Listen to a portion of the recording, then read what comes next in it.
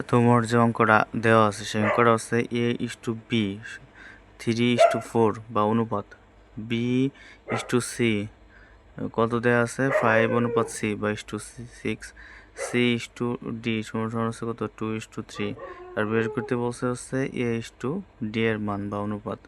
তাহলে আমরা প্রথম জাস্ট দুইটাকে নিলাম A/B সমান সমান হচ্ছে 3:4 আর হচ্ছে B/C সমান সমান হচ্ছে 5 কত 6।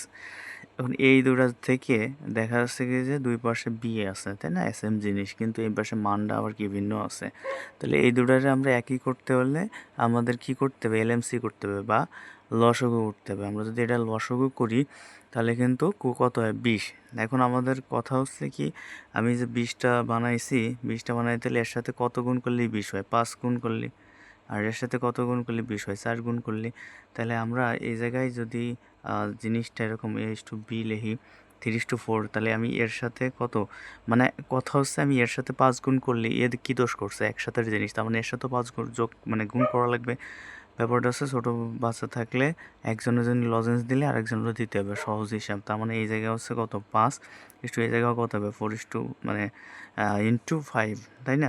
তারপর মানে তার মানে কি 3 × 5 = 15 আর 4 × 5 কত হবে 20, 15:20। আবার আমি এই পরেরটা যদি করি B/C-তে যদি করি সেই ক্ষেত্রে কী হবে 5:6 দেওয়া আছে। তাহলে আমি এর সাথে 4 গুণ করলে এর সাথেও আমার 4 গুণ করা লাগবে। তার মানে হচ্ছে কত 5 গুণন হচ্ছে কত 4 ইস্টু হচ্ছে 6 গুণন কত হচ্ছে 4। তাহলে আমাদের 4×5 = 20 আর 4 কত 24। তার মানে উভয় পক্ষে 20 আছে, মানে 20 আছে। সহজ কথা আমরা মিলাইতে পারছি। তার মানে আমরা বলতে পারি যে A/B/C ইকুয়াল এ জায়গায় হচ্ছে এর মান 15, ইসের মান বি এর মান হচ্ছে কত 20 আর এটার মান হচ্ছে 24, মানে তিনটা মান আমরা পেয়ে গেছি।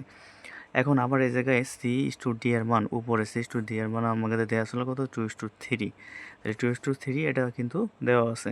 এখন আমাদের এই জায়গায় ভাববার একটা বিষয় আছে, সেটা হচ্ছে কি যে এই জায়গায় আমাদের সি এর মান কিন্তু পাইছি, আমরা সি এর মান কত পাইছি, সি এর মান হচ্ছে কত পাইছি আমরা 24 পাইছি। এখন আমাদের 24, তার মানে এইটার সাথে এমন কোনো কিছু গুণ করতে হবে যা 24 সমান হবে। তার মানে অবশ্যই 2 আছে, এর সাথে কত 12 গুণ করলে আমাদের 24 আসতেছে। তার মানে এটার সাথে আমাদের কি গুণ করতে হবে 24 গুণ করতে হবে, তাহলে আমরা এটা পাচ্ছি, তাই না। তার মানে হচ্ছে কি আমরা কিন্তু ডি এর মান কিন্তু এই জায়গায় পাই নাই, যে ডি এর একটা মান পাইছি সেজন্য তার সাথে অমুক গুণ করা লাগছে। ব্যাপারটা হচ্ছে সি এর মান পাইছি আমরা 24, পাই এই জায়গা 2:3 দেওয়া আছে, তার মানে 2 এর সাথে এমন কিছু গুণ করলে যে 24 হবে, তাই 2 এর সাথে 12 গুণ করলে 24 হয়, ঠিক আছে। তাহলে এটার সাথে পরেরটার সাথেও আমাদের 12 গুণ করতে হবে, ওই পক্ষে 12 গুণ করতে হবে, তাহলে এটার সাথে 12 গুণ করলে কত হয় 24, এটা 3 কত হয় 36, ঠিক আছে। তার মানে আমরা বলতে পারি কি A/B/C/D তিনটার মান পাইছি আমরা।